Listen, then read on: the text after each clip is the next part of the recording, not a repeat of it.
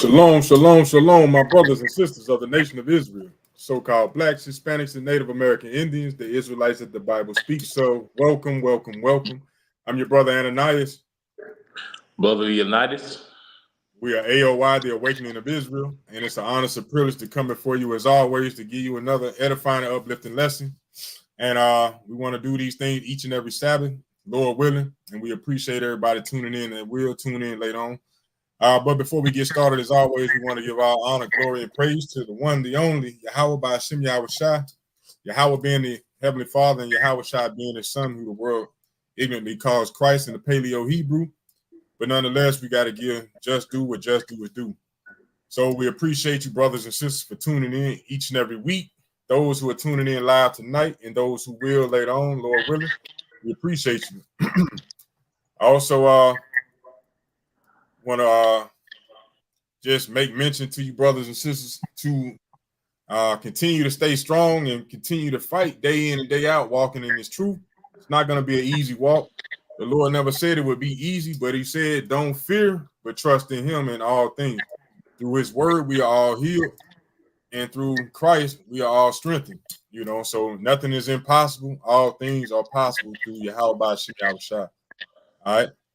So, just want to remind brothers and sisters to stay strong at all times. And another thing, before we get started, want to remember or remind our brothers and sisters to constantly pray for one another, day in and day out, because we all will be going through a lot of ups and downs in this walk.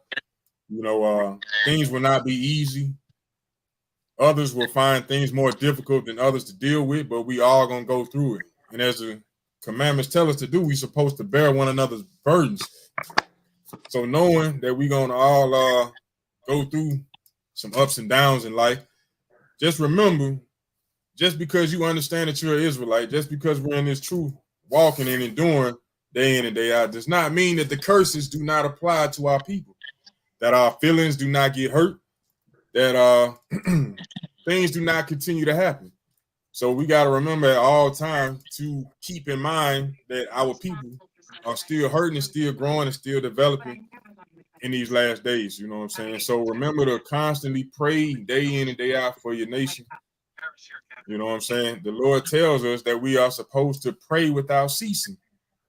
So the main thing, one of the main things you should be praying for every day is for the restoration of your nation of people. Pray daily without ceasing for your people. All right. But tonight's class is going to be called correction. This is what we're going to be dealing with tonight. Correction. Correction is an enemy to most, but secretly it's the hero to us all, because we all need correction. Coming into this truth, we realized we needed more correction than we thought. You know, life is about correction. In order to win, you have to be corrected. When you lose, you must be corrected. You know, that's what life is about, correction. And if we want to make improvements in our lives, in our nation, in our families, in serving Yahweh by Hashem Yahweh Shai, hey, we got to be corrected. And that's what we're going to deal with tonight. So tonight's class, once again, is called Correction, an enemy to most, but secretly the hero to us all. All right. So remember, while you're watching this class, remember to take notes. Don't just sit there, as I always say, week in and week out, just sitting there watching the video like it's some type or some form of entertainment. It's something, it's a class put together for our learning. Just like Romans 15:4 says, all things that are written in the scriptures are written for our learning, for our hope. Paraphrasing. You know what I'm saying? So remember, while you watching this class, to take notes and stay focused and dialed in. Once again, I appreciate everybody tuning in tonight. And we're going to get it started. Let me put this video on. Matter of fact, hey, let me get 2 Timothy chapter 3, verse 16. 2 Timothy chapter 3, verse 16. This is the book of 2 Timothy chapter 3, verse 16. Uh-huh. All scripture is given by the inspiration of God and is profitable for doctrine, for reproof, for correction, for instruction in righteousness. So all scripture, everything that you read in the scriptures is by the inspiration of the Most High God. Yahweh by Shem Yahushua. And it's profitable. It's not going to take away from you. It's profitable. Profit is gain. So the scriptures, the words of the Most High is for your benefit, for your gain. It's profitable for doctrine, for reproof, for correction, for instruction in righteousness, not in evil, not in wickedness, but in righteousness, obedience. So the scriptures is what? For correction. And it's all inspired by who? Yahweh by Shem Yahushua, the Most High God, the Almighty. Read 17. Verse 17.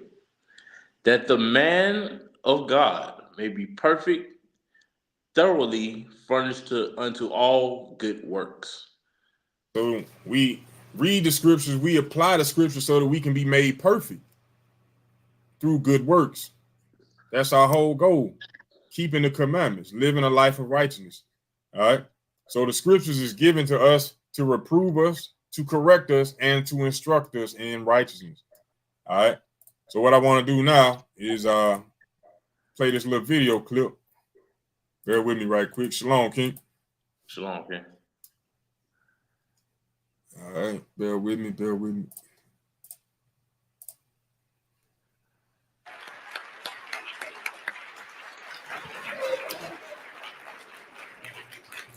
Wow.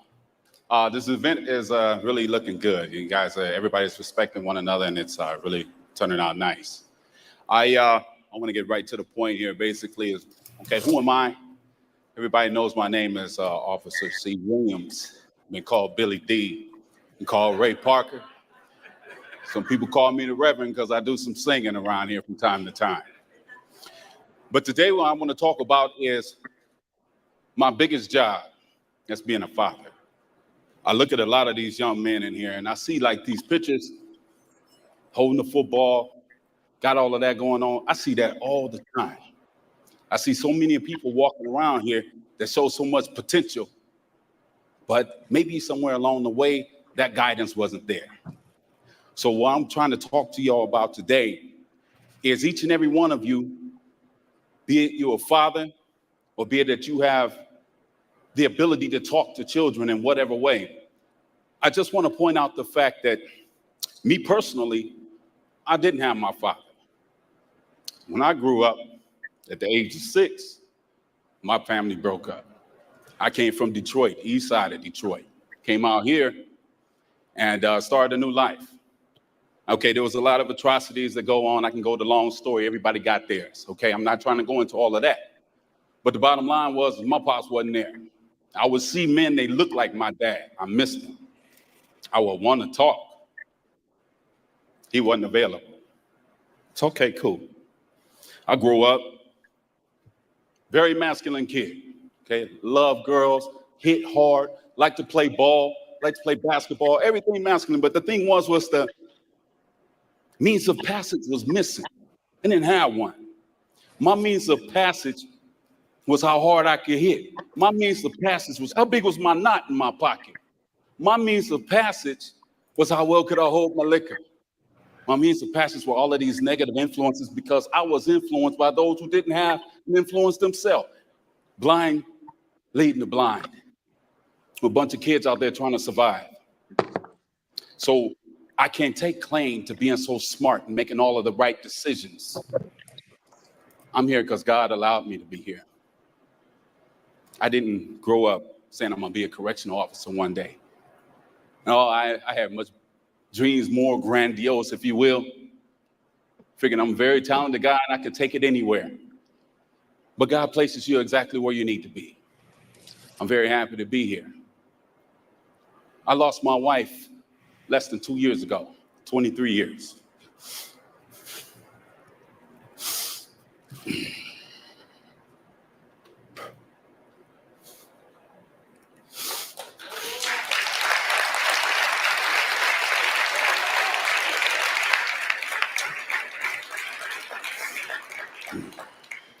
All right.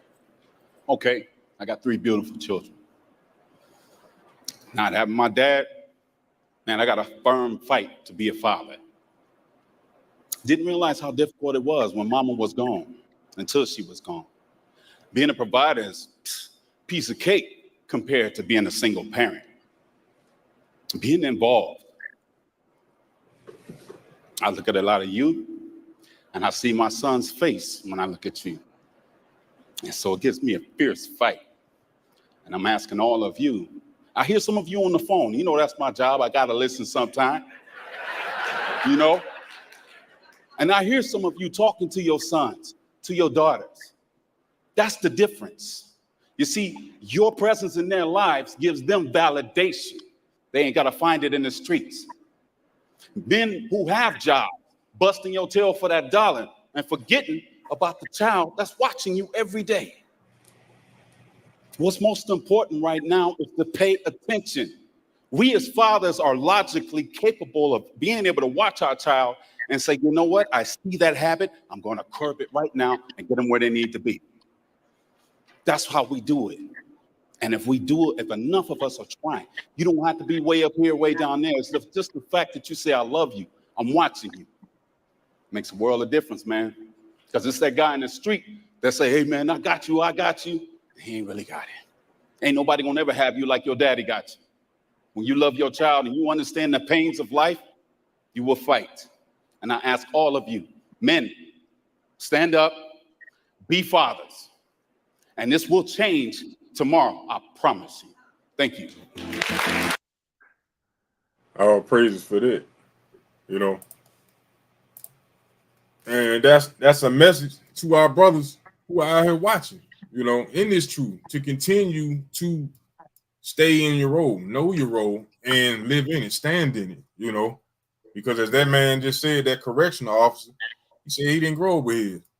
So if we are able to be in our child life, if we are able to have our fathers in our life, hey, we got to take advantage of that. You know, we can't toy around with that. We can't just think it's something that we should take lightly. It's a privilege. It's an honor for a man to be able to stand and say that he is a father or to be in a child's life, you know. So as that man was saying, he missed that. But a lot of the different things that happened to him throughout life, he learned in the streets. And that's what a lot of us have done, especially being in the world or coming out of this world and coming into this truth. We didn't have our fathers. So we missed a lot of the things that we were supposed to have, you know. But let me get Sirach 3:10 right quick. You dive into the scriptures right quick. Let's go to the book of Sirach or Ecclesiasticus chapter 3, verse 10.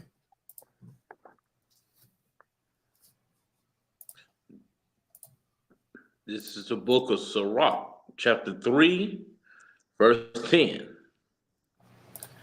Glory not in the dishonor of thy father, for thy father's dishonor is no glory unto thee.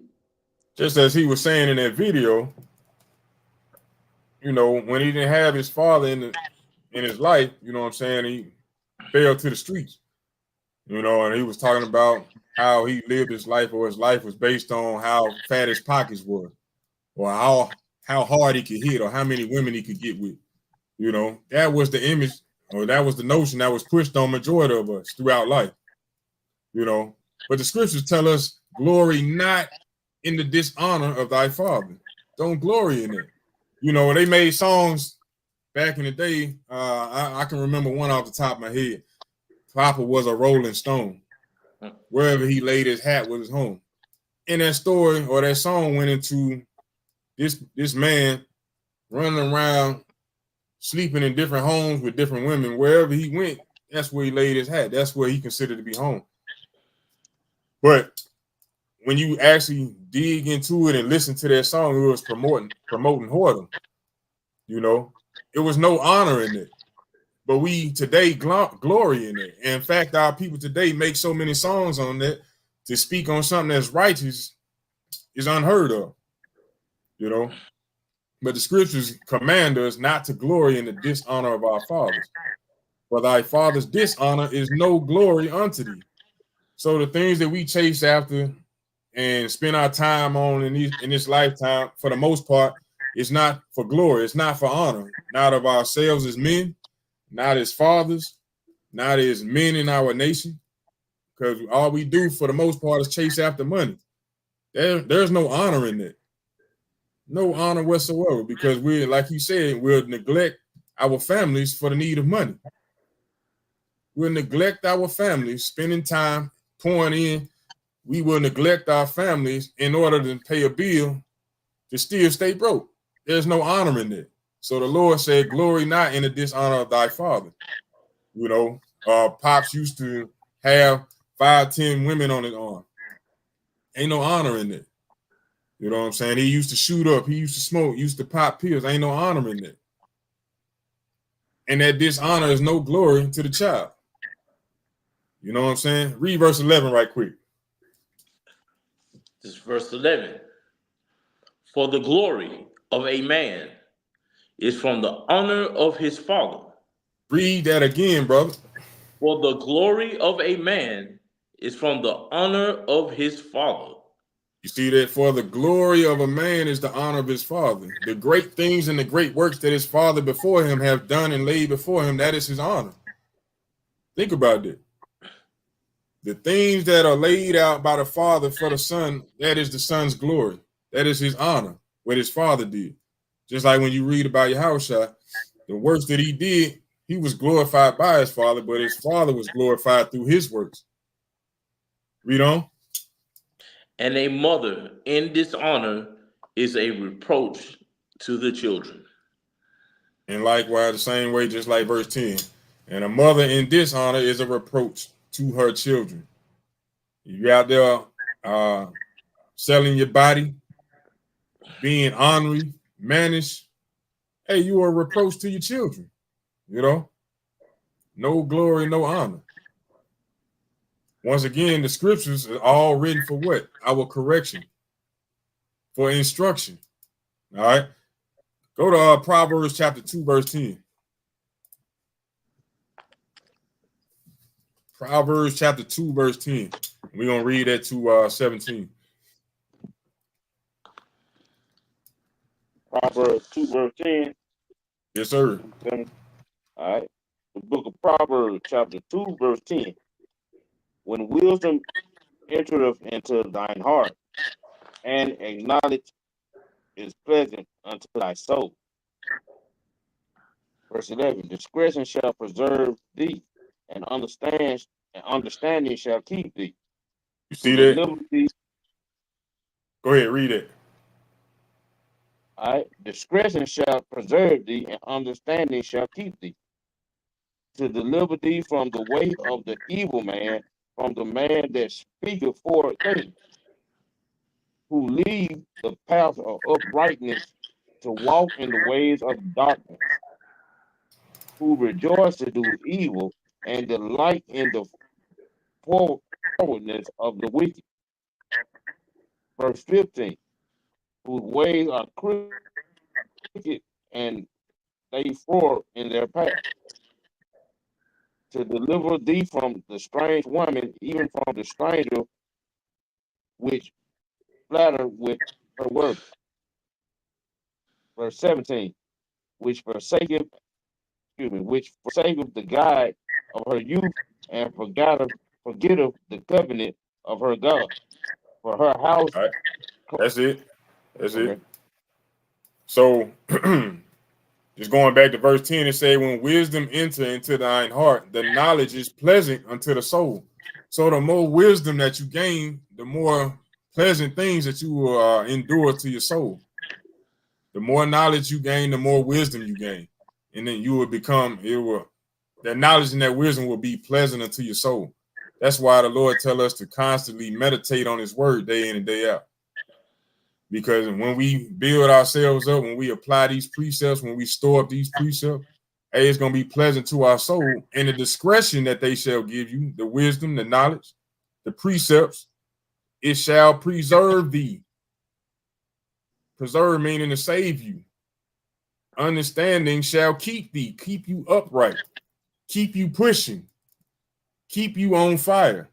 to deliver thee from the way of evil men, or from the evil man, from the man that speaketh forward things. So you know how to think, know how to move at all times. That's what wisdom will do. The wisdom of the Most High, not of this world, but the wisdom, knowledge, and discernment that the Lord presents and gives to us. Now, whoever leaves the paths of uprightness to walk in the ways of darkness, who rejoice to do evil and delight in the forwardness of the wicked, whose ways are crooked, and they forward their paths to deliver thee from strange women, even the stranger with flattering lips. I mean, with flattereth with a word, excuse me. So when you decide to reject what the Lord got speak to you or teach you, you're going to be delighting in evil. You're going to be walking down crooked paths and wondering how you got here and how you're going to get out of it. You know? Let's go to Sirach chapter 20, verse 1. Sirach chapter 20. We're going to start at verse 1 and read to 3. This is the book of Sirach, chapter 20, verse 1. And it all starts with correction. When we make mistakes, being able to handle correction. That's what dictates your level of maturity. I put it that way. You know, when you're able to be corrected and make change from what it is that you're being corrected from, so that you don't go down that same road or same path again, that shows your level of maturity or growth. That's what correction is all about, making you better. When we fail to get these things, hey, we stay in chaotic situations. Our lives continue to spiral out of control where we don't have any grip on it. We have no way to travel in it. Our mind is just lost all the way around when we don't have correction or strive to better our lives. But read that, King. Sirach chapter 20, verse 1 through 3. This is Sirach chapter 20, verse 1. There is a reproof that is not comely. Again, some man holdeth his tongue, and he is wise. All right. So reproof is correction, like rebuke. You know, the commandments tell us to rebuke our brothers and not suffer sin upon them. We're supposed to be able to tell our brothers when they're going wrong. The same way we are telling when they do something good, we're supposed to be able to tell them when they're going off. Even though sometimes when you give them the truth, it's not comely, meaning it's not favorable, it's not beautiful. It's not looked upon as something that everybody wants to see. As the title of the class is called, correction is an enemy to most, but secretly is the hero to us all. You know, a lot of us know we need correction, but we don't want to endure it. We don't want anybody to reprove us or correct us. But there is a reproof that is not comely. Again, some man holdeth his tongue, and he is wise. You know? It is much better to reprove than to be angry secretly. It's like, and he that confesseth his fault shall be preserved from hurt. So the Lord is telling us that it's better to be reproved, corrected, than to be angry at somebody secretly. Man, they always doing this. They always doing it. They don't ever consider it. They don't ever consider that. The Lord says, speak on that. Reprove. It's better to get that out so that you know that you done spoke your mind about it, rather than to hold it in and to be angry secretly. And he that confesseth his fault shall be preserved from hurt.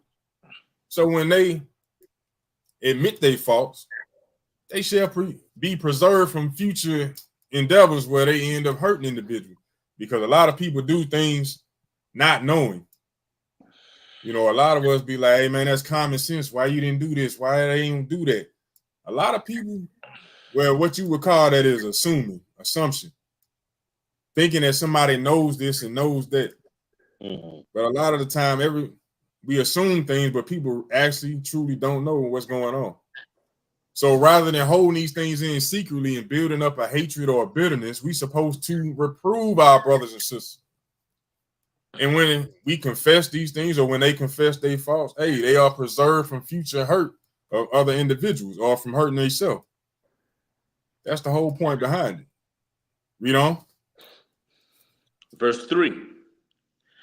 How good is it when thou art reproved to shew repentance? For so shalt thou escape willful sin. See that? The Lord said, how good is it when thou art reproved? How good is it? A lot of brothers and sisters, they don't like to be reproved. They'd rather go out and do what the hell they want to do rather than somebody tell them when they're going off. Once again, that shows your level of maturity or if you're truly an adult or not. You know, a lot of people say, I'm a grown ass man, I'm a grown ass woman, but you can't take correction. You're not grown then. You know, you're supposed to be reproved. Our parents reproved us all the way up until we left the house. And even when we left the house, they still correcting us when we go up. So that's a part of life. Go ahead, bring it out.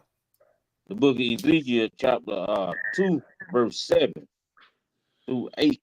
And it says, and thou shalt speak my words unto them, whether they hear or whether they forbear. For they are most rebellious. But thou, son of man, hear what I say unto thee. Be not thou rebellious like the rebellious house, like that rebellious house. Open thy mouth and eat that I give thee. That's right. So the Lord was telling us that we are rebellious people, but we still got to speak his word. We have to follow his commandments. That's for us to grow as a nation, to grow individually, and to be able to run our households, to raise our children, to better our relationships, to better ourselves all the way around. We have to correct ourselves. And that comes from self-examination. We have to examine ourselves daily. Think about it. I mean, you examine your car when you get in. You put the key in, you see if you got enough gas to make it to work. That's a form of examination. You check the tires to see if the tires is flat. That's examination. You see if trash is all over the car. If the car need a wash or not, that's examination. Why we won't do it to ourselves? Think about that. Hey, and just like the scripture say, whether they gonna hear or whether they gonna refuse not to hear. It's our job knowing to bring it to you. Mm-hmm. We got to run it across you. That's right. Whether you're gonna reject it or not, it's our job. That's our job. And it's up to you to make that decision. Whether you're gonna listen or not. That's right. Let's go to Proverbs chapter 15, verse 10 right quick. Proverbs chapter 15. We're going to start at verse 10. The book of Proverbs chapter 15, verse 10.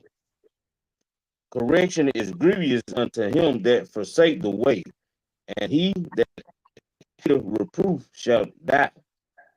Verse 11. Hell That's and it. destruction. That's all I want. For right now, anyway.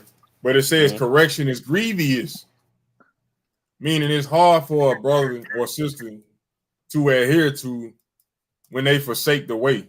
When they refuse to use or speak the commandments or apply them to their life, correction is grievous to them. When you don't want to read, when you don't want to apply, you don't want to study, hey, correction will be grievous unto you when you forsake the way. And he that hateth reproof shall die. He ain't say he might, he say shall die. That's something that we got to have stuck in the back of our mind at all times. I mean, I got to be corrected. Where am I falling short today? You got to be constantly examining yourself, because when you hate that reproof, hey, you on your way out of here. Read verse 11. Verse 11. Hell and destruction are before the Lord. How much more then the hearts of the children of men? Hell and destruction are before the Lord. They come from the Lord. Read. Verse 12. A scorner loveth not one that reprove him, neither will he go unto the wise. See that? A scorner loveth not no one that reproveth him. So when you talking to some brothers, you trying to give them the answer, trying to show them the way. Hey, A scornful brother or sister, they ain't gonna like you. They're gonna stray away. They don't like correction. And then neither will he go unto the wise to get counsel, to get understanding. They'll rather separate themselves and go do wickedness. You know? He the type of brother that you can't tell nothing. He know it all. His way is the only way. That's just What you, no accountability right there. right. What you That's say to exactly what him, that is. right. What you say to him is going in one ear and out the other. Yeah, if it even go in. Right. Like you said, he said a scorner loving, not one that reprove him. So he don't want you to tell him nothing. Mm-hmm. You know. But what we you want verse what? 12? All right, I'm gonna go to Leviticus chapter 19 right quick. Because it's a commandment for us to correct each other, whether we want to admit it or not. Even though a lot of us don't like it, we secretly hate correction. But if we truly do love our brothers, we would do these things.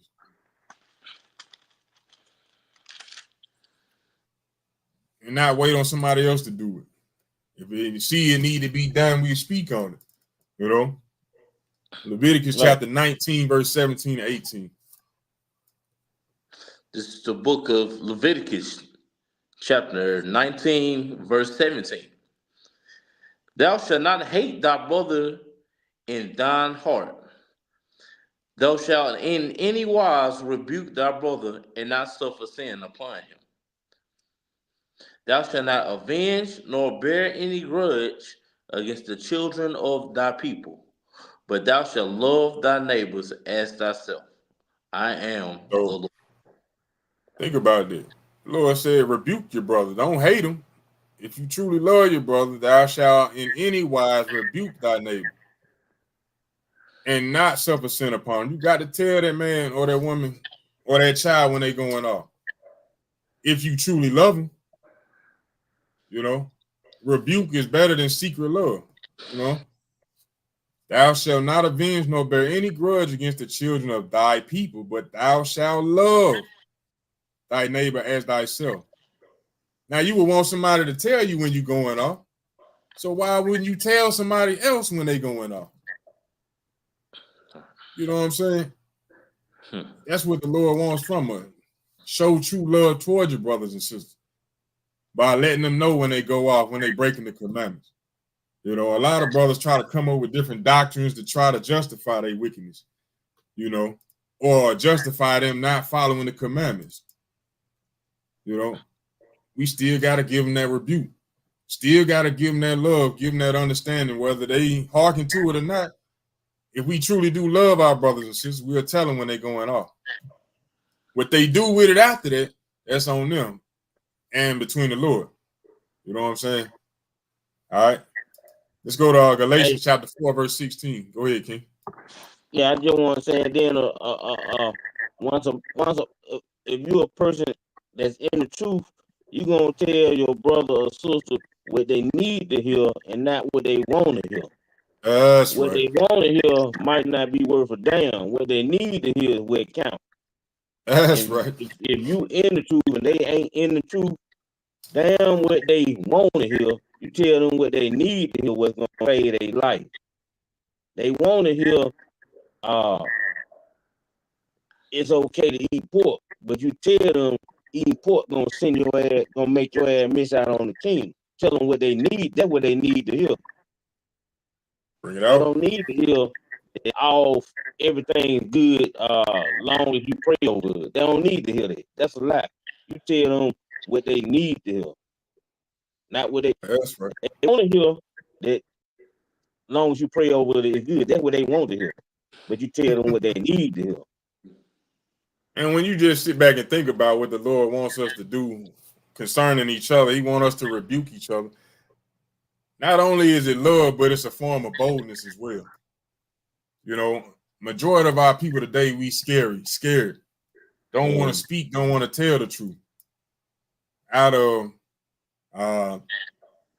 retaliation or what this person, how they might feel or what they might think of you going forward. Hey, the Lord ain't give you no spirit of fear. He gave you a spirit of power and of love. You know, that's how we're supposed to be moving as a nation of people. But a lot of us, hey, we don't have that zeal yet. And sometimes brothers get to the point where they become enemies because you tell them the truth. You know, that's what we're going to read. Let's get Galatians chapter 4, verse 16. This is the book of Galatians, chapter 4, verse 16. Am I therefore become your enemy because I tell you the truth? That's a question right there. That's a question. Are you becoming somebody's enemy because you're telling them the truth? Do you even consider that? Does that even matter? You know, nothing can come up against the truth. The Lord tell you don't speak against the truth. You know?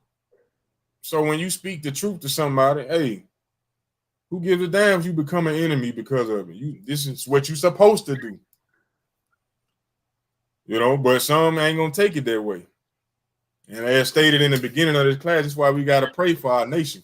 Gotta pray for our brothers and sisters to be built up in the spirit and stay strong, or to stand tall and be strong. You know.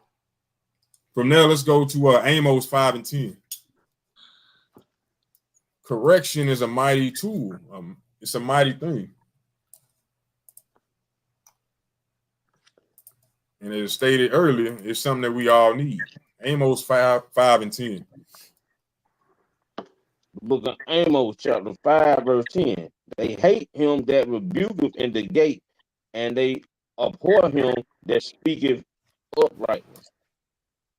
And that's what we get a lot of time when going out to the highways and byways. Even just in society, period. When you try to hold somebody accountable or show them where they're going wrong, hey, they hate that. Our people especially. They hate him that rebuketh in the gate, and they abhor him that speaketh uprightly. Our people hate to be corrected. They'll go to church and pay to be lied to, but to be told the truth, it hurt their feelings. Hey, but the word of the Lord cut deep. It's like a two-edged sword, ain't it?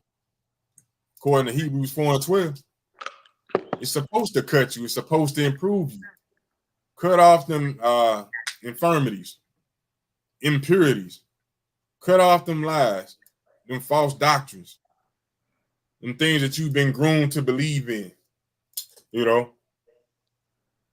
But when you tell your brothers and sisters the truth, hey, they hate these things. That right there should let you know and comfort you. Just as it says in Romans 15 and 4, the scriptures are for our learning and for comfort, paraphrasing. Because I done forgot the thought. Comfort through the scripture when you get rebuked, though. Go ahead, King. Yes, sir. And just like that scripture say, they hate them that rebuketh in the gate, and they abhor him that speaketh uprightly. And the reason of that is because in Jeremiah 4 and verse 22, it said, for my people is foolish, they have not known me. They are Scottish children, and they have none understanding. They are wise to do evil, but to do good, they have no knowledge. Meaning they like to do evil. Doing good, they have no knowledge of. That's why they hate him that rebuketh in the gate, because they said in their way they wise to do evil. Mm-hmm. That's what they want to do. But now, if you come to them with some evil thoughts, they're gonna love what you're saying. They're gonna want to hang out with you more because you speaking their language, so to speak. But when you speak in a different language, you come to them speaking Chinese and they can't really understand what you're saying, they don't want to deal with you. All right. And yeah, just going back to that Romans 15 and 4, where it say everything is for our learning and to give hope and comfort in the scriptures.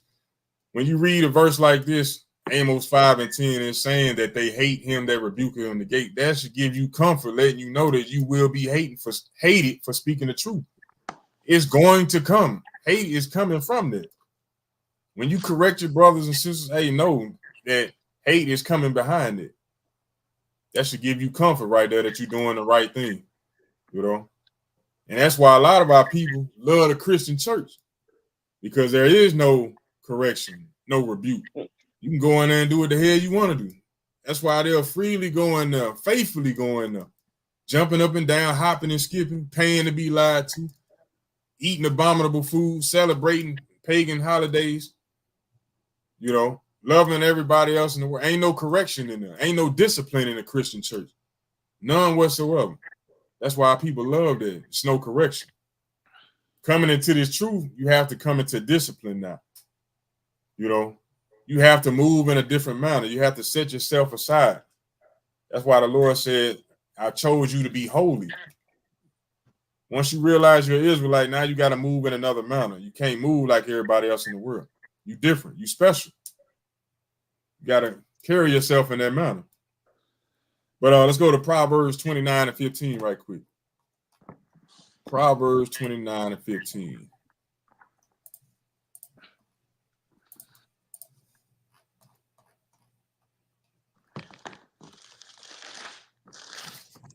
Now, we talked about correcting each other. Now we're going to go into a little bit on correcting your children, just like the brother was speaking about in the beginning of this class, in that video we watched earlier.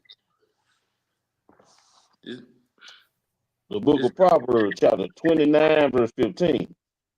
The rod and reproof giving wisdom, but a child left to himself bringing his mother to shame.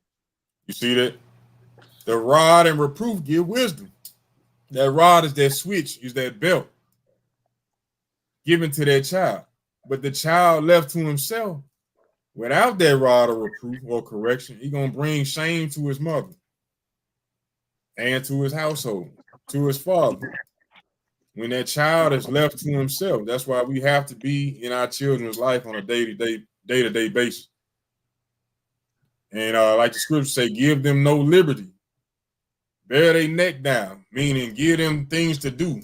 Constantly challenge them, develop them, build them up. Can't leave them by themselves. Otherwise, they're going to develop things and get into things they ain't supposed to. As they say in the world, an idle mind is the devil's playground. So if a child is left to himself, hey, what do you think they're going to get into? Something righteous? No. They're going to get into wicked deeds and start acting in that manner and turn away from righteousness. So we have to do as commanded with the scriptures. All right. Read, let me see.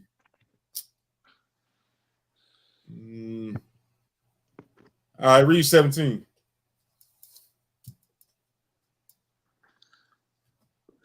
Correct thy son, and he shall give thee rest.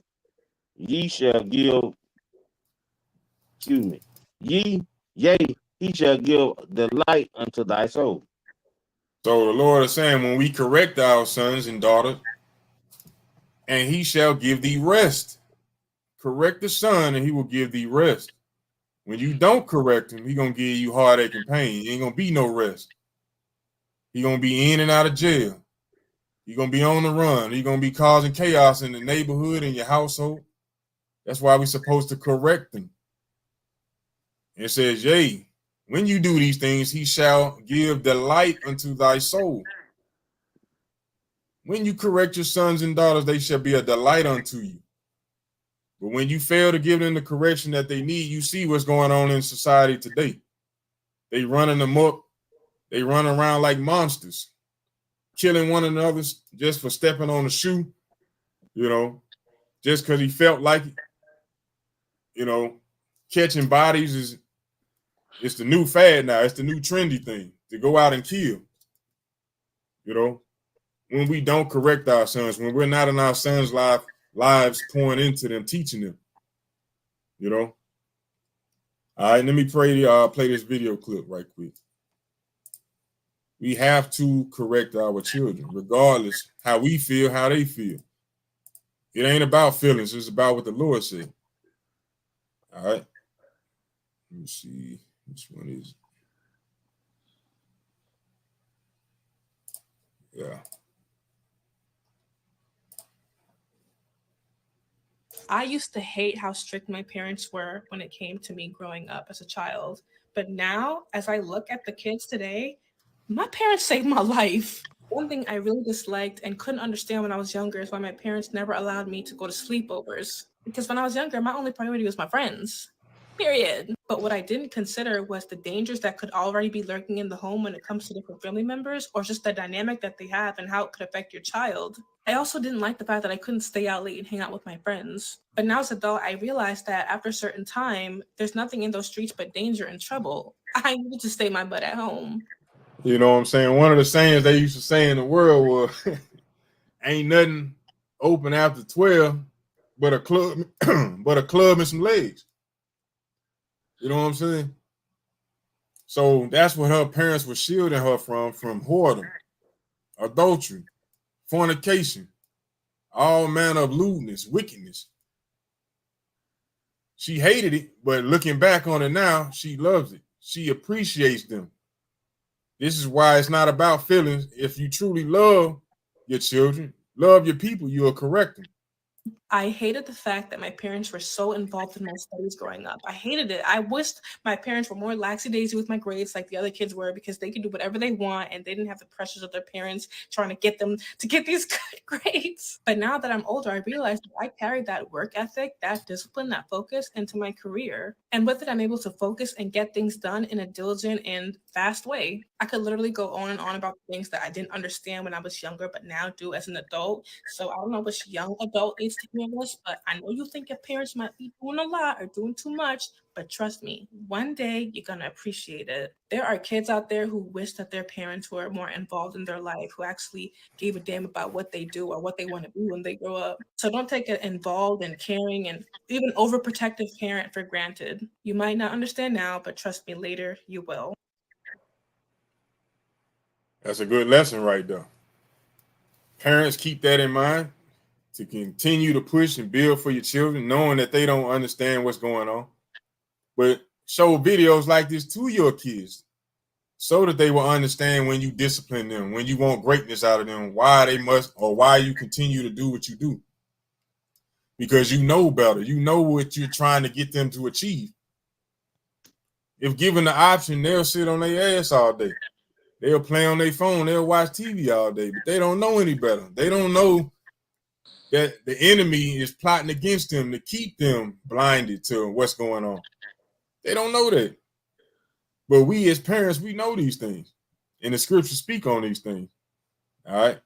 Hey, Let's bro, go to go let ahead. me bring something out right fast. Like just like the sister was saying, you should be happy that you have parents that trying to keep you on that straight line, because there's a lot of us that don't. And just like in Second Ezra chapter 5 verse 8, it said, "There shall be a confusion also in many places, and the fire shall be often set out again, and the wild beasts shall change their places, and menstruous women shall bring forth monsters." So it let you know what kind of children are going to come out of these women in these days. So you need parents, mothers, fathers that's going to do their job, that keep their kids in line, teach their children these laws. Because, it's a lot of kids that don't know now and probably will never know because they have no guidance Right. about God's law. It's some kids that's gonna be lost because they never had the guidance. So if you are a child that got somebody trying to teach you about this truth, be wise and listen. That's right. Because y'all are in the minority of the ones that are gonna get this truth. But you got it. All praise for that. Let's go to Second Ezra chapter 5, verse 49. Second Ezra chapter 5, verse 49.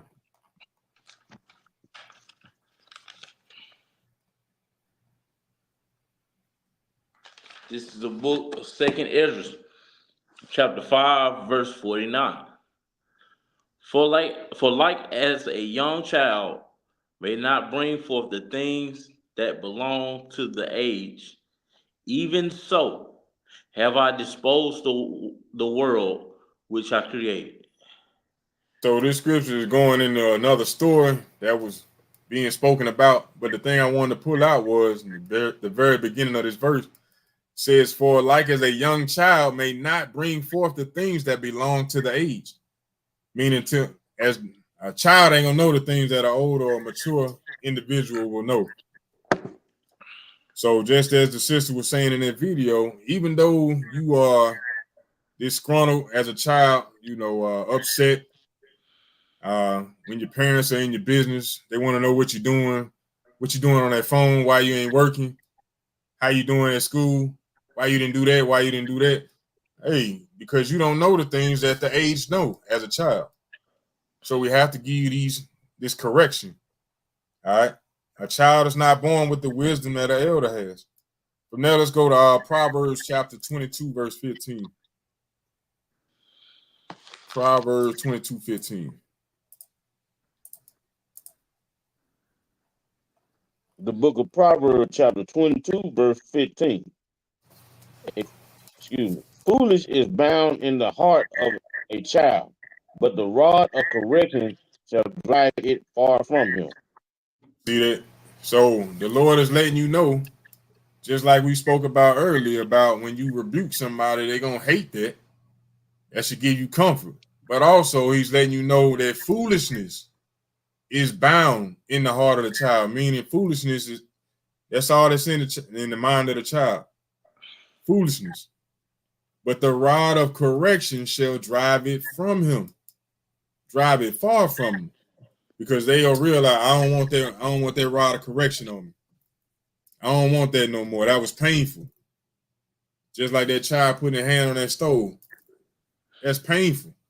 So that rod of correction is supposed to jog that child's memory, or not even jog, but kind of inflict a little pain to create a remembrance in that child's mind not to go down that road again.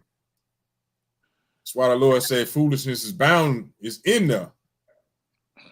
We have to drive it out and put righteousness in there, correction in there, wisdom in there. You cannot do these things by being a friend to the child, laughing at the things that they do. Hey, we have to be the parent and drive that out of them. Because when we do these things, they'll be a delight to us. And if we don't, it'll be the complete opposite when they grow older. They'll grow stubborn, and they'll create chaos and dishonor for our families. All right. From there, let's go to Ecclesiastes chapter 3, verse 1. Ecclesiastes chapter 3, verse 1. Now, even though we must correct each other, it's a manner in which we're supposed to do these things. And the Lord actually breaks that down in the scriptures as well. Whether it's your child, your friend, your family member, it's a way to do everything. Bring it out. Ecclesiastes chapter 3, verse 1. The book Ecclesiastes, chapter 3, verse 1. To everything there is a season and a time to every purpose under the heaven. See that? To everything there is a season. There's a time for you to win, to lose, to be up, to be down, to be feeling good, to feel bad, happy, sad. It's a season for all that. And a time to every purpose under the heaven. So when correcting somebody, it's a time to do these things. You know, sometimes you might be pissed off and you want to blow on them right then and there. Sometimes that ain't the correct action. Right. You know what I'm saying? Sometimes you got to use your wisdom, make the right judgment call. Actually think about what you're doing when you're doing it.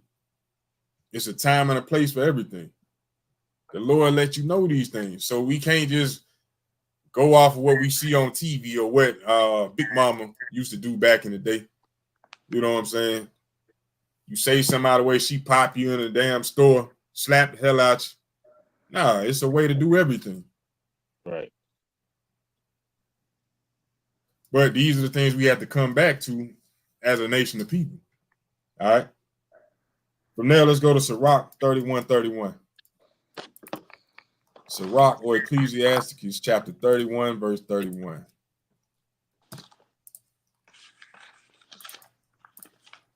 Once again, these classes are done to do what? Help, uplift, edify, and motivate our people to do better in life. This is another form of correction right here. Sirach 31:31. Sirach or Ecclesiastes chapter 31, verse 31. Rebuke not thy neighbor at the wine, and despise him not at his mirth. Give him no despiteful words, and press not upon him with urging him to drink. So this right here is telling you, hey, don't be trying to give correction to somebody when they drinking. It ain't gonna end well. Rebuke not thy neighbor at the wine, and despise him not with his mirth. You know what I'm saying? He having a little drink or two, he feeling good. You know, hey, don't despise him. Don't try to rebuke him during that moment, because that'll turn your spirit. I put it that way. Give him no despiteful word. Hey, because as they say in the world, that liquor, that's liquid courage right there. You gonna that man try to turn into Superman or Hulk in there behind some despiteful words. You know, when a person drunk, I ain't even saying we supposed to get drunk. We're not. But when they sipping or having a good time, hey, they liable to do other things. Press not upon him with urging him to drink, and don't sit there trying to get this person to continue to drink. You know what I'm saying? The Lord is telling us how to correct our brothers and sisters. This is not the method to do so. All right. From there, let's go to Sirach 8 and 5. Book of Sirach or Ecclesiasticus, chapter 8, verse 5.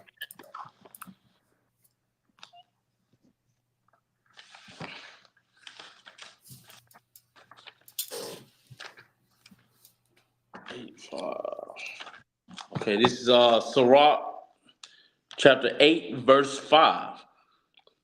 Reproach not a man that turneth from sin, but remember that we are all worthy of punishment. See that? So don't correct a man that's turning from his sin, because that's bringing discouragement. You know what I'm saying? You're always trying to find fault.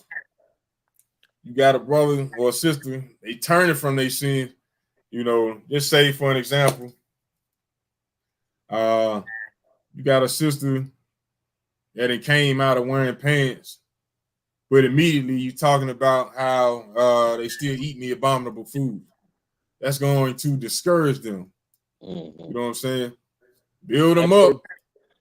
Go ahead, King.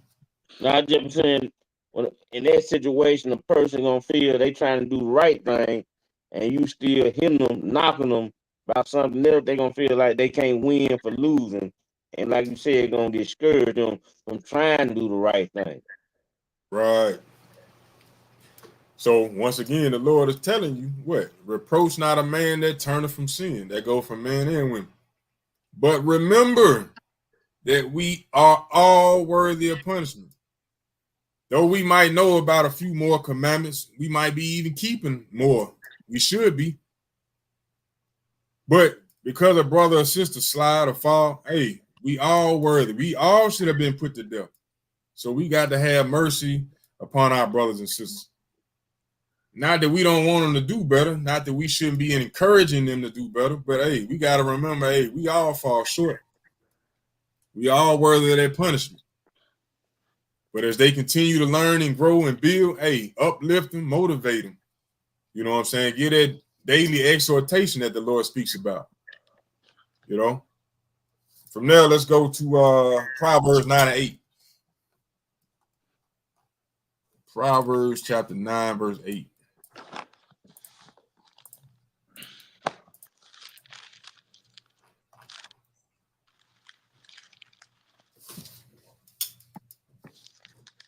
We're going into correction. And another word for correction is wisdom. Another word for correction is wisdom. Look at Proverbs chapter 9, verse 8. Give instruction to a wise man, and he will be yet wiser. Teach a just man, and he will increase in learning. See that? Give instruction to a wise man, a man that's willing to listen, and he will be yet wiser.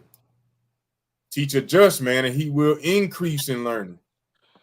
That's what we're supposed to be doing. The Lord woke you up into this truth. Consider yourself to be a wise man. But you still need to be taught, still need to be instructed, still need to be striving to get better day in and day out. That's So right. when you give instruction to a wise man, he will yet get wiser. If you teach a just man, he will increase in learning.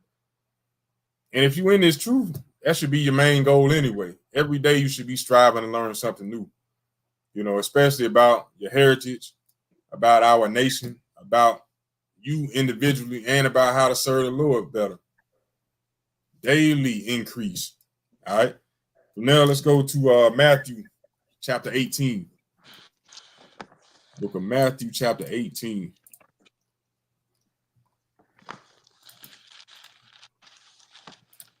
We're going to start at verse 15 and read to 17. This is the book of Matthew, chapter 18. Starting at verse, is it 15 to 17? Yes, sir. Okay. Verse 15, red letters. Moreover, if thy brother shall trespass against thee, go and tell him his fault between thee and him alone. Stop. That's key right there. If a brother wrong you, trespass against thee, go tell him his fault between thee and him alone. So many brothers that fell out and fell off in Israel from not following that simple scripture right there. It's unreal.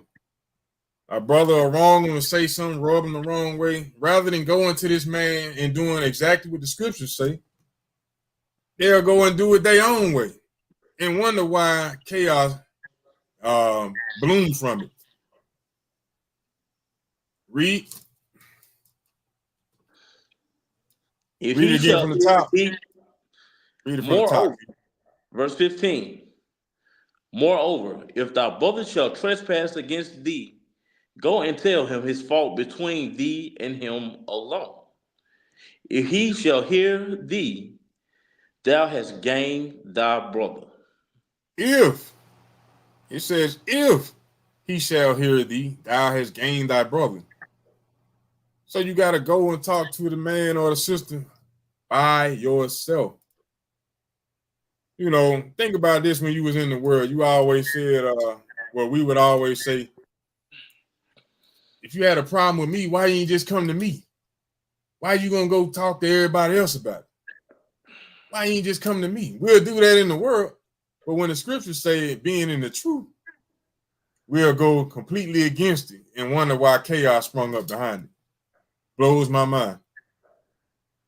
But if your brother hear you, if that sister hear you, then thou hast gained thy brother and sister. Read on.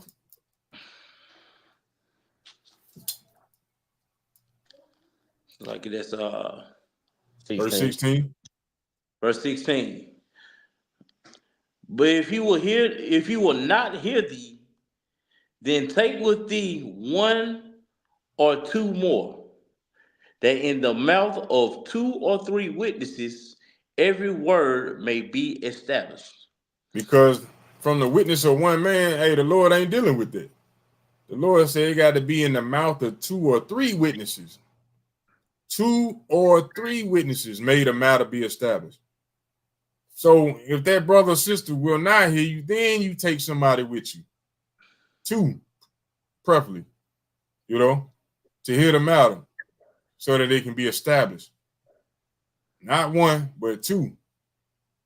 2 or 3 witnesses. Read on. Verse 17. And if he shall neglect to hear them, tell it unto the church. But if he neglect to hear the church, let him be unto thee as a heathen man and a publican. See that? If that person still neglects, still doesn't want to hear it, then you got to bring it to more individuals. But if that person still don't want to hear it, then you got to treat him like a man, a heathen man or a publican. This is correction right here. But a lot of our people don't want to hear these things. Like the title of the class say, correction is an enemy to most, but secretly it's a hero to us all. Why? Because it fixes our problems. It grows us up. It matures us. You know, brings us to another level of development that most of us are not accompanied to being on or being in. And correction also breeds brotherhood. That's what you read right there. If he shall hear thee, thou hast gained thy brother. That's right. Brotherhood right there. That's what we striving for. The curses tell us that by us being wicked, being in sin, that we're going to be divided. When we follow the commandment, guess what? We're going to be united in brotherhood. All right. Let me bring out one more video. Bear with me. And I want you brothers and sisters to pay attention to what this sister is saying, because this is what we all need in life, especially you sisters. I am a woman that likes to be around powerful, strong, smart, spiritual women, people who are stronger than me in certain areas, because iron sharpens iron. I need to be around somebody that's not easily offended. I need to be around somebody that knows how to be like, no, check that. I love you enough to check you. Come on, you Friends tripping. that check you. Take that down. Yeah. Take that off Instagram. What you doing? Yeah. Take Friends that off. Take that off. You look crazy. You look nuts. What are you talking about? Whatever. If you don't have you don't have a female that has friends in her life to keep her accountable, you don't need to mess with her. You see that? I'm gonna play that last part again. Her life to keep her accountable. You don't need to mess with her. If you don't have you don't have a female that has friends in her life to keep her accountable, you don't need to mess with her. Why? Because she's gonna bring chaos. If you don't have friends that's gonna tell you when you're going off, there's no development, there's no growth, no accountability. And a lot of brothers have that mentality as well. Can't nobody tell them nothing. They're never wrong, even though they living in a shit pile every day, going through hell every day. Can't nobody tell them wrong, where they going wrong, to help them get out of that chaotic situation. But the sister was saying she don't want to be around individuals that can't help her build. You know, she said if you dealing with this woman and she ain't got friends that don't hold her accountable, she's not a good person to be around. That's not a good woman for you men to choose. So when you're going through the process of proving an individual, you need to check the type of friends that they have around. It's very key. And what she was speaking on was something that a lot of our people hate. But if you got real friends, they will correct you. They will let you know where you can make improvements or where you're going off it. Hey, can I bring something out right fast? Go ahead, King.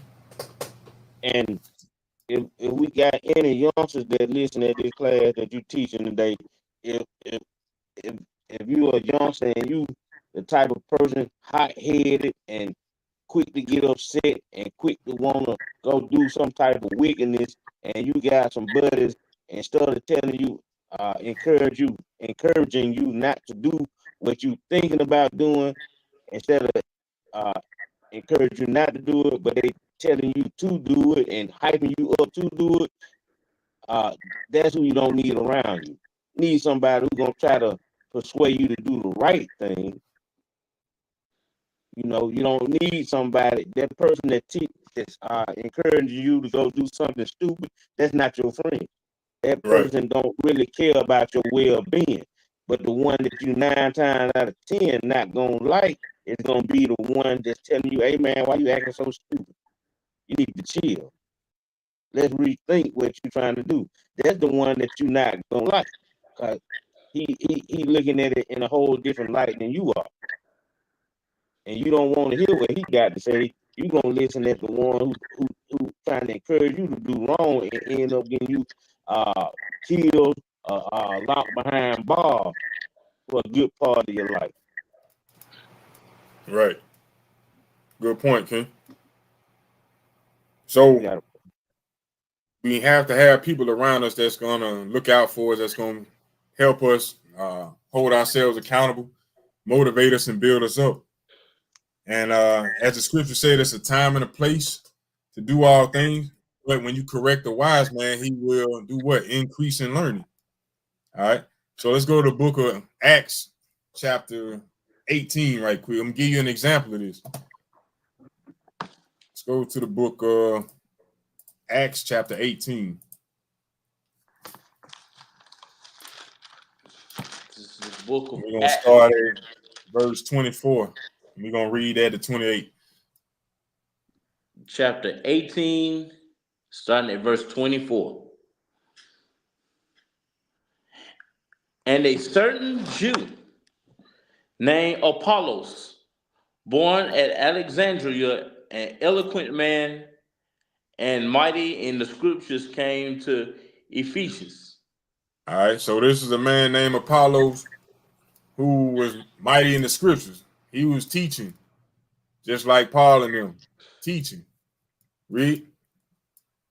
This man was instructed in the way of the Lord and being fervent in the spirit. He spake and taught diligently the things of the Lord, knowing only the baptism of John. So he didn't know anything about Yahushua. He didn't know nothing about Christ at the time. As far as him coming and have died and resurrected, he didn't know that. All he knew was the baptism of repentance, spoken by John, taught by John the Baptist. All right, read on. Verse 26. And he began to speak boldly in the synagogue when Aquila and Priscilla had heard. They took unto them and expounded unto him the way of Yahweh more perfectly. All right. So even though this man was mighty in the scriptures, he still was missing some things. You know what I'm saying? He didn't know about Yahushua coming and dying and being resurrected. He missed that part. He didn't understand that. He was only groomed in John's baptism. All right. So when he was speaking boldly in the synagogues and Aquila and Priscilla heard this is a husband and wife right here. They took him to the side and expounded on him the way of Yahweh more perfectly. They gave him more understanding, more reasoning to go with what he was teaching. Let's see what he did. You know? Verse 27. And when he was disposed to pass unto Achaia, the brethren wrote, exhorting the disciples to receive him, who, when he was calm, helped them much which had believed through grace. Read. For he mightily convinced the Jews, and that publicly showing by the scriptures that Yahweh was Christ. All right. So Aquila and Priscilla pulled his brother to the side. They did exactly what Matthew 18 told us to do. They went to him because he wasn't speaking the things that he was supposed to. So they went to him on the side, expounded, gave him more understanding. He took that understanding because, like the scriptures say, when you teach to a wise man, he become wiser. He will increase in learning. He took that correction. He added to it. He took it, he grew from it. And he helped to convince the Jews that publicly, showing by the scriptures that Jesus was Christ, that Yahushua was the Messiah. You see that? He increased. And because he was increased, he was able to do the work that was required of him. Helping to wake up, helping to teach our people what they needed to spread the glorious gospel. That's what we are commanded to do today. Build each other up, exhort one another so that we can continue on doing the work. All right? Hey, bro. Go ahead, King. I just want to bring one thing out. And the reason they want you to go to that brother on the side, you or two more people, is because when you try to correct that brother, you don't want to make that brother feel like you trying to shame him in front of everybody. That what's gonna make him feel some type of way when you go to him, try to correct him in front of everybody. You don't do that, like you were saying. You could have hollered at me. You didn't have to tell everybody. You could have hollered just me. So Mm-hmm. that would make it. He will respect you more when you come to him like that. That will keep down argument and confusion because when you come to him privately, he know you're not trying to make a big deal out of whatever it is you're trying to correct him on. But you got it. All praise. That's a good point. Let's see. Let's go to Matthew chapter 7 right quick. Matthew chapter 7. We're gonna start at verse 1 and read to 5. Got one, maybe two scriptures left. We'll be out of here. The book of Matthew, chapter 7 and verse 1. Judge not that you be not judged. For with what judgment ye judge, ye shall be judged. And with what measure you meet, it shall be measured to you again. Verse So 3. that's one thing that we got to keep in mind as well at all times. The things that we judge an individual on is the same thing we're gonna be judged on. You know what I'm saying? And whether or not we are able to hold up that end of the bargain, people will look at us sideways. You know, for example, saying one thing and doing another, that would consider yourself to be a hypocrite. You know what I'm saying? So judge not that ye be not judged. Do the things that you know you can do while trying to encourage somebody else to become better at that. You know what I'm saying? Read on. Verse 3. And why beholdest thou not mote that is in thy brother's eye, but considereth not the beam that is in thine own eye? Now that's a critical statement right there, or a critical verse right there. And it tells a lot. Even though it's simple, but it's a question. The Lord is saying, how is it that you can see the mote in your brother's eye, but you can't see the beam that's in your own eye? And it's easy for us to see somebody else's faults, but we can't see our own faults or our downfalls. You know what I'm saying? That's why the Lord is saying, hey, we got to look at this thing. Stop looking at somebody or looking at your brother or sister and just finding and nitpicking and finding the things that you don't find to be convenient. Stop finding the thing that they at fault with and look at yourself and see the beam that you got in your own eye. Read on. Hey, let's go to that saying where they said a pot calling the kettle black. Right. That's exactly right. But verse 4. On how wilt thou say to thy brother, let me pour out the moat of, oh, that's the one I just read. We're on 5. Now, Yeah. read 4. Okay, verse 4. Oh, how wilt thou say to thy brother, let me pull out the mote out of thine eye, and behold, a beam is in thine own eye. Yeah. You can recognize the problem that they got. You even got the solution to help get it out their eye. But you won't recognize the fault in your own eye, and you ain't trying to find the solution. You ain't got no answer to how to fix your own problem. You don't even recognize you got a problem. That's off right there. That's what the Lord's saying right there. Read That's on. pride. Verse 5. Thou hypocrite, first cast out the beam out thine own eye, and then shalt thou see clearly to cast out the mote out of thy brother eye. See that? So we must do what? Correct ourselves first. Right.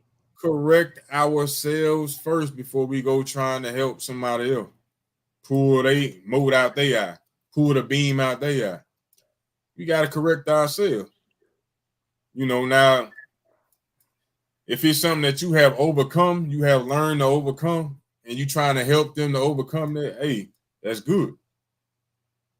But if you still got problems, you know you still got issues, hey, Don't go over there trying to discredit or discourage or talk down or belittle somebody else, thinking that you are above them.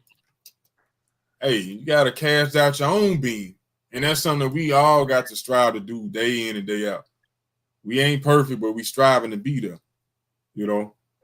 So while trying to build somebody else up, constantly be examining yourself, looking yourself in that mirror day in and day out, questioning what you see, what kind of spirit you moving in, what kind of thoughts are you having, how have you helped change yourself, change your family, change your people today? Understand that. All right, Hey, read. but Go ahead. now just said, like the scripture said, if you ain't pulled the mote out your own eye, you go to try to correct your brother. He ain't really got no reason to look at you as somebody who can give him wisdom. Because he looking at you like you ain't no better than me. You can't correct me. But if you doing what you supposed to do, and then you try to tell him something, he gonna look, well, yeah, I see how you living. I see how you doing different than me. You seem like you got something going for yourself because of the way you living according to the Bible. So maybe it would be wise for me to listen at you. But when you ain't doing right by yourself, that's just like the blind leading the blind. Both of y'all gonna fall in the ditch. So why would he follow you? Bring it out. But you got it. I got a precept. King. That's almost synonymous with the story of the Christ and the adulterer in the book of John. It's in the reason he forgave the adulterous woman is because the Pharisees had brought this woman into him, and they're professing the sin that they caught her in. Yahweh Shah, he already recognized the intention of the Pharisees by doing so because they was trying to trick them. But he recognized their hypocrisy, and that's when he asked them the first one, the one without sin, cast the first stone, and none of them could do it. Yeah, that's right. Also, he was showing in that scene how grace was given, mercy. Right. You know what I'm saying? By him saying that. All he had to do was speak some words, and he was able to grant her grace and mercy. Right. He didn't physically command them to put the stones down. He ain't put hands on them, none of that. But he showed grace and mercy in that. But as the brother was saying, that was a good point. All praise for that. This is my last one, I believe. Let's go to Sirach chapter 11, verse 7. And it goes right in line with what we just spoke about. Correct yourself first. But go ahead. Sirach 11 and 7. This is the book of Sirach, chapter 11, verse 7. Blame not before thou hast examined the truth. Understand first, and then rebuke. So before we judge, before we say anything, blame not before thou hast examined the truth. So understand both sides of the story, understand the whole story. Understand first, and then rebuke, then correct, then reprove. That's the main objective, what the Lord wants us to understand. You know, love your brother like you love yourself. You would want somebody to hear the whole story before they jump to conclusions. You do the same thing. We do the same thing. Understand first before we do anything, then rebuke. But that's all I had. Unless y'all brothers had anything y'all want to add. Yeah, I want to add something to that. Typically, for the people who go out on the Sabbath and they see might come across also various other Israelite camps teach. What you'll notice is in in our dialogues we tend to we'll engage you to just kind of see where you're at in conversation And we will get to a point to where we'll we have to call out your transgressions. But we're not just calling you out in the sense of not trying to embarrass you or make you feel a certain type of way about it, but we are commanded to address the things we see as we see it. So anything else, it will be our bearing a false witness. So it's like things that you do in your personal, whatever you do in your personal life, we can't judge you on it. We don't know you well enough to say what you do behind closed doors or what you do elsewhere. But when we see you and we know you shaving your beard and we know that you're not wearing your fringes. You might be walking down eating a plate of chicken. I'm sorry, a plate of pork chops or something. If we see that, that's what we got to call you on. You understand? So then, and by doing that, that's how we approach dealing with your transgressions. It is easy. It's easiest for us to start that way because that's what we see. That's right. So we pray and hope that you brothers and sisters learn something tonight. You know, it's been another class dealing with correction. This is something that we all need. We've all been through it beforehand, whether we wanted to or not. But to many, it's an enemy, but to us all, it's secretly a hero. Something that's going to help uplift us and make us better as an individual, as a nation, and as mothers and fathers, sons and daughters, brothers and sisters, going to make us better. Correction, you know. So don't shy away from it. You know, take whatever's given to you cheerfully. Learn from it, grow from it. You know, that's what correction is all about. Like I said earlier, correction is another word for wisdom. When you go through these things, you learn, you grow from it, you get that experience. Now you have grown to become wiser. But I'm your brother Ananias. Brother Leonidas. Brother Ezekiel. And we are A.O.I, the Awakening of Israel. Before we leave, we want to give our honor, glory, and praise to Yahweh by Hashem Yahweh Shai for the abundance of all things, for allowing us all to be able to get on this call tonight, for allowing us all to make it throughout the week, to make it to the Sabbath, making it home each and every day safely, for waking us up each and every day. But as stated before in the beginning of the class, remember to constantly pray for your nation, the people, because we all going through ups and downs. We battling certain things, certain issues. You know, your people need for you to pray to the Most High on their behalf. We are commanded to pray for each other. Pray without ceasing. So remember to keep your brothers and sisters in mind at all times. Pray for their healing. Pray for the strengthening of our nation. Pray for the Lord to destroy this wicked kingdom that we living in. You know, pray for the uplifting and the restoration of your nation. But as always, hey, keep enduring until the end. Never give up, never give in. You know what I'm saying? Keep pushing for the Lord, for your people, and for yourselves day in and day out.